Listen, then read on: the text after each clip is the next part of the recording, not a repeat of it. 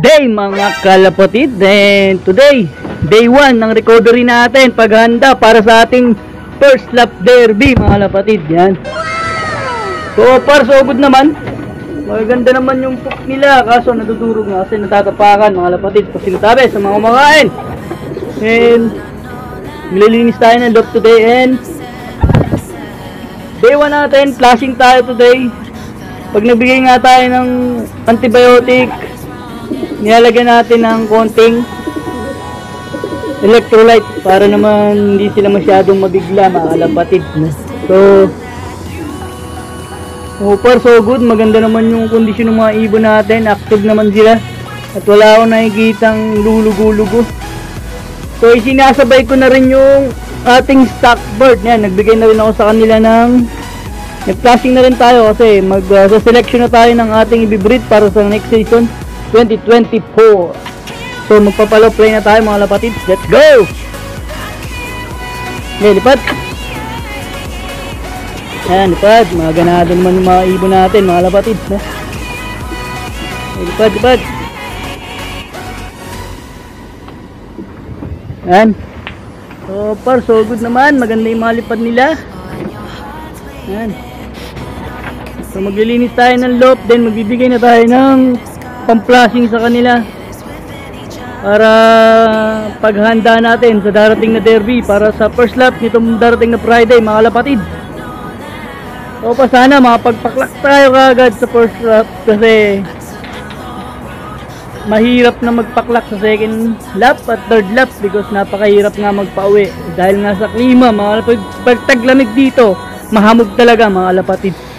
So ang pag-asa na lang natin umulan ng bandang Miyerkules para mawala lahat yung para pagdating ng Friday maliwanag talaga, maaliwalas yung daan mga kalapatid. So kitang kita nila. So tignan nyo, tanghali pero mapag pa rin mga kalapatid. Ganito pag taglamig na dito sa amin. Yan, ayos na may lipad ng mga barata natin. So maglilinis na tayo ng loob para makapagbigay na tayo ng pang-flashing sa kanila mga kalapatid. Let's go!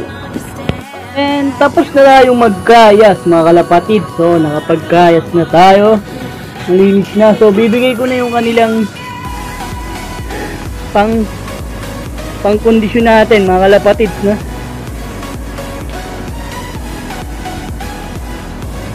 At para sa ating day 1 recovery mga kalapatid. So let's go. So ito na nga mga kalapatid yung kanilang pang-flashing natin, no? So konti lang mga kalapatid, yung kanilang panghugas lang sa mga ibon natin. Pero pag nagbigay nga ako ng amoxicillin mga pang-flashing mga kalapatid, nahaluan ko na electrolyte. Konti lang din para ano lang, pangontra lang agad mga kalapatid. So shake well lang natin. Then bibigay na natin sa kanila yan mga kalapatid. Ready na.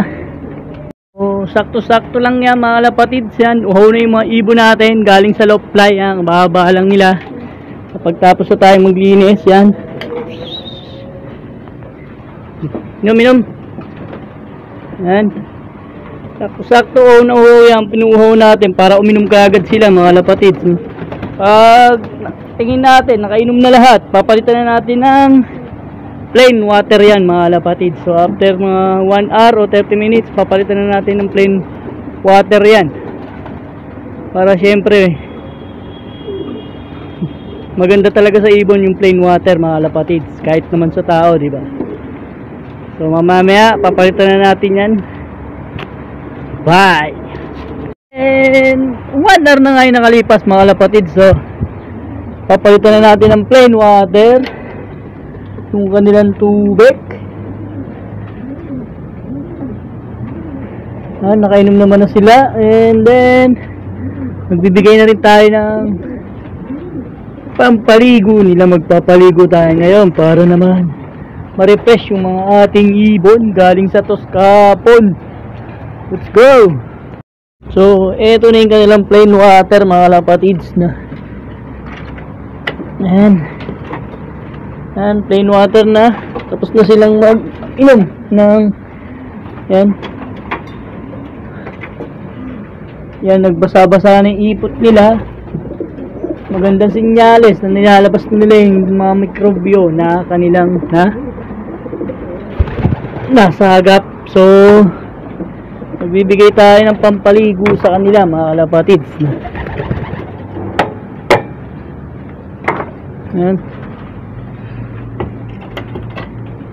Kain na natin yung kanilang paliguan. Nilagyan na rin natin ng tubig. Yan, ready na. So, nakapaglagay na tayo ng paliguan nila, mga kalapatids. Yan, meron nang magsisimula. So, isang sinyales na kondisyon na yung mga ibon natin kagad. Nagsipagligo na sila, mga kalapatids. Yan. Yan. So, ibig sabihin, okay na yung mga pakiramdam nila at magsisipagligo na yan. Ayos, mga kalapatids. So, pagpainom na rin tayo ng flashing sa mga stock bird natin. Mamimili na tayo na i-breed natin para sa next season, mga kalapatids. So, hanggang dito na lang yung update natin para sa ating first day recovery para sa ating mga barata birds. Ayan, nagsisipagligo na sila. So, dito ko natatapusin yung video ko, mga kalapatid. Maraming salamat sa panonood. Don't forget to like, share, and subscribe. Alan Love TV. Bye!